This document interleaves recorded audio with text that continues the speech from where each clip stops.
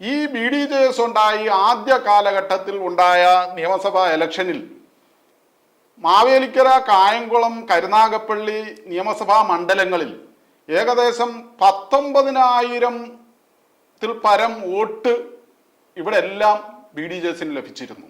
പക്ഷേ ആ 19,000-ൽ പരം വോട്ട് പിന്നീട് അവർക്ക് കിട്ടിയില്ല എന്ന് പറയുമ്പം തന്നെ നമ്മൾ മനസ്സിലാക്കണം. എന്താണ് മനസ്സിലാക്കേണ്ടത്? SNDP യോഗം അന്ന് തന്നെ പാർട്ടി കൈവിട്ടു. ഗുരുവിൻ്റെ ദർശനം എന്ന് പറയുന്നത് മതാതീത ആത്മീയതയാണ്. കാരണം ലോകത്തെ എല്ലാം ഒന്നായി കാണുവാനാണ് ഗുരു നമ്മളെ പഠിപ്പിച്ചത്.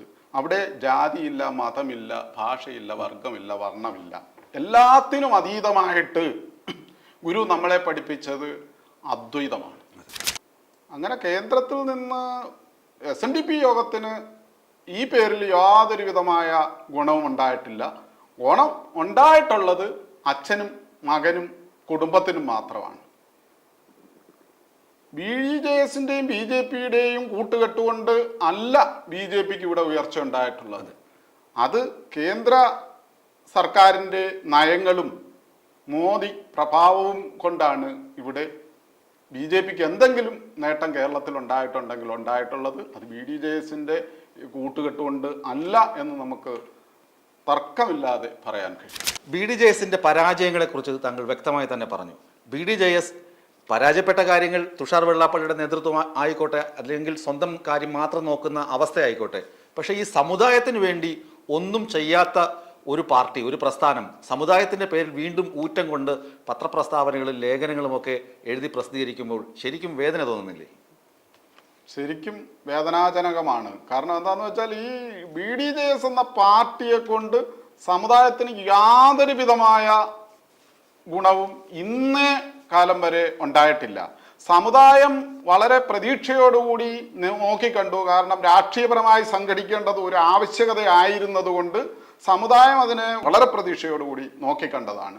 പക്ഷേ അത് യാതൊന്നും തന്നെ ഈ സംഘടന കൊണ്ട് നമ്മുടെ സമുദായത്തിനോ അല്ലെങ്കിൽ പിന്നോക്ക സമുദായത്തിനോ ലഭിക്കില്ല എന്ന് ബോധ്യമായതോടുകൂടിയാണ് എല്ലാ ആളുകളും ഇതിനെ കൈവിട്ടത്.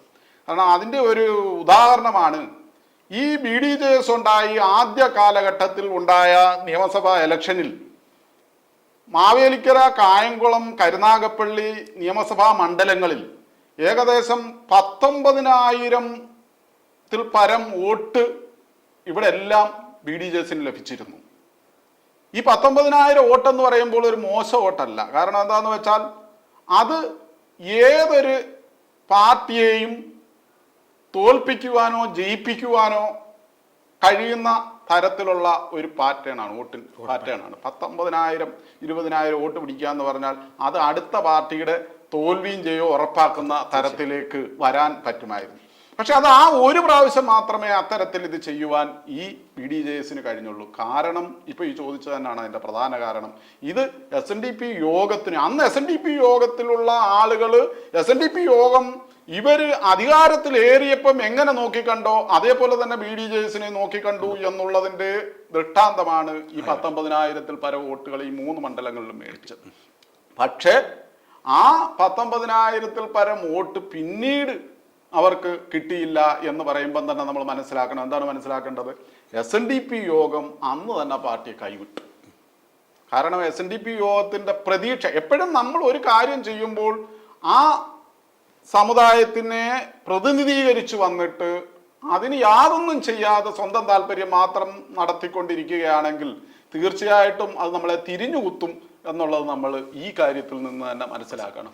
അത്തരത്തിൽ BDJS ഒരു വൻപൻ പരാജയമായിരുന്നു എന്ന് വേണം പറയുവാൻ. ഒരു ചോദ്യം കൂടി. ഗുരുദേവന്റെ സന്ദേശങ്ങളിൽ ഞാൻ മനസ്സിലാക്കിയ ഒരു വലിയ സത്യം മതാതീതമായ ആത്മീയതയാണ്. മതമില്ല, അതായത് മനുഷ്യൻ ഒന്നാണ് എന്ന സങ്കല്പം അല്ലെങ്കിൽ സന്ദേശമാണ് അദ്ദേഹം ലോകത്തിന് മുഴുവൻ നൽകിയത്. അതുതന്നെയായിരുന്നു ഈഴവ സമുദായത്തിൻ്റെ ബലവും അതുതന്നെയാണ് നവോത്ഥാനത്തിന് നമുക്ക് ശക്തി പകർന്ന സന്ദേശവും. നമ്മൾ ഒന്നാണ് എന്ന ചിന്ത, മതങ്ങൾക്ക് അതീതമായി മതാതീതമായ ആത്മീയമാണ് നമ്മുടെ ശക്തിക്ക് കാരണമെന്ന് അദ്ദേഹം പഠിപ്പിച്ചു. എന്നാൽ ഇപ്പോൾ BDJS ആകട്ടെ SNDP ആകട്ടെ ഈ സമുദായത്തെ നയിക്കുന്നത് വർഗീയ അജണ്ട പിൻപറ്റുന്ന ചില രാഷ്ട്രീയ കക്ഷികളിലേക്കാണ്, രാഷ്ട്രീയ മുന്നണികളിലേക്കാണ്. അത് സമുദായത്തെ എത്രമാത്രം അപായപ്പെടുത്തുന്നു, അല്ലെങ്കിൽ ഗുരുദേവന്റെ സന്ദേശത്തിന് എത്രമാത്രം ഘടകവിരുദ്ധമാണ്? ഗുരുവിൻ്റെ ദർശനം എന്ന് പറയുന്നത് മതാതീത ആത്മീയതയാണ്. കാരണം ലോകത്തെ എല്ലാം ഒന്നായി കാണുവാനാണ് ഗുരു നമ്മളെ പഠിപ്പിച്ചത്. അവിടെ ജാതിയില്ല, മതമില്ല, ഭാഷയില്ല, വർഗമില്ല, വർണ്ണമില്ല. എല്ലാത്തിനും അതീതമായിട്ട് ഗുരു നമ്മളെ പഠിപ്പിച്ചത് അദ്വൈതമാണ്.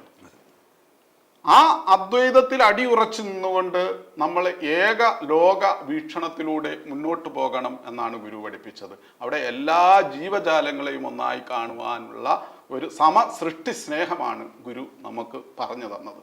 പക്ഷേ ഇവിടെ BDJS എന്ന ഒരു പാർട്ടി ആ ആശയത്തിൽ നിന്നുകൊണ്ട് ഉണ്ടാക്കിയപ്പോൾ ഇപ്പം നിങ്ങൾ ചോദിച്ച ചോദ്യം വളരെ പ്രസക്തമാണ്. കാരണം എന്താണെന്ന് വെച്ചാൽ അത് ഇനി SNDP യോഗത്തിൻ്റെ ലേബലിൽ എന്തെങ്കിലും ചെയ്താൽ അതിന് ഈ പറയുന്ന യാതൊരു നിറങ്ങളും കൊടുക്കാൻ പാടില്ലാത്തതാണ്. എന്തുകൊണ്ടാണ് ഇവിടെ SNDP യോഗം സംഘടിച്ച് ശക്തരാകുവാൻ ഒരു രാഷ്ട്രീയ പാർട്ടികളും സമ്മതിക്കുന്നില്ല എന്ന് നമ്മൾ മനസ്സിലാക്കണം. അങ്ങനെ SNDP യോഗം സംഘടിച്ച് ശക്തരായി പോയാൽ രാഷ്ട്രീയ അടിമത്വം ഇല്ലാതായി. അപ്പൊ അതുണ്ടാവാൻ പാടില്ല എന്ന് ആര് ചിന്തിക്കുന്നു? ഇവിടെ മാറി മാറി വരുന്ന എല്ലാ കക്ഷികളും, രാഷ്ട്രീയ കക്ഷികളും തീരുമാനിക്കുന്നു. ആ തീരുമാനത്തിന്റെ ഭാഗമാണ് ഇതൊന്നും നടക്കാത്തത്. എന്നാൽ ഈ SNDP യോഗത്തെ കയ്യാളി വെച്ചിരിക്കുന്ന ആളുകൾ ഇങ്ങനെ ഒരു രാഷ്ട്രീയ പാർട്ടി ഉണ്ടാക്കിയിട്ട് അത് ഒരിടത്ത് കൊണ്ട് കെട്ടുന്നതും നല്ല കാര്യമല്ല. നമ്മൾ സ്വന്തം കാലിൽ നിന്നുകൊണ്ട് നമുക്ക് നമ്മുടേതായ അവകാശങ്ങൾ നേടിയെടുക്കുവാൻ കഴിയണം. അപ്പോഴാണ് നമ്മുടെ ശക്തി വർദ്ധിക്കുന്നത്. BDJS NDA സഖ്യകക്ഷിയിലാണ് ഇപ്പോൾ. അതായത് പ്രധാനമന്ത്രി നേതൃത്വം കൊടുക്കുന്ന, അമിത്ഷാ നേതൃത്വം കൊടുക്കുന്ന NDA മുന്നണിയിലാണ്. NDA മുന്നണിയിൽ BDJS ചെന്ന് ലയിക്കുമ്പോൾ എന്ത് ഗുണമാണ് സമുദായത്തിനുണ്ടായത്? അങ്ങനെ എന്തെങ്കിലും ഗുണങ്ങൾ ലഭിച്ചിട്ടുണ്ടോ കേന്ദ്രത്തിൽ നിന്ന്?